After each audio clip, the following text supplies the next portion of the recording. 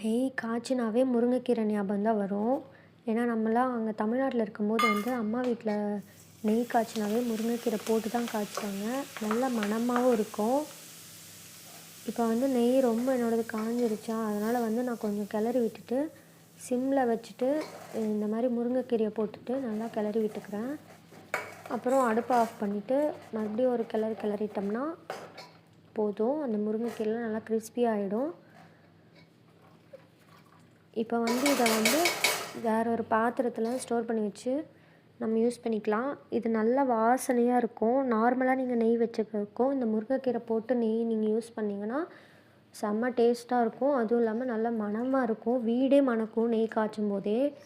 எனக்கு இப்போ தான் இந்த முருங்கைக்கீரையே கிடச்சிது. ரொம்ப நாளாக நான் இங்கே குஜராத்தில் இங்கே தேடிகிட்டே இருந்தேன், எனக்கு முருங்கைக்கீரை கிடைக்குமான்னு. ரொம்ப ரேராக தான் கிடைக்குங்கெல்லாம். நான் எப்படியோ ஒரு இடத்துலேருந்து வாங்கிட்டு வந்து இப்போ என் ஆசை நிறைவேறிச்ச மாதிரி ஆயிடுச்சு. நீங்களும் இந்த மாதிரி முருங்கைக்கீரை போட்டு நெய் காய்ச்சுவீங்களா? எனக்கு இதுக்கு மணம் மட்டும்தான் எனக்கு தெரியும். அதுக்கு தான் போடுறாங்களா இல்லை வேறு ஏதோ பெனிஃபிட் இருக்கா அதெல்லாம் எனக்கு தெரியலை.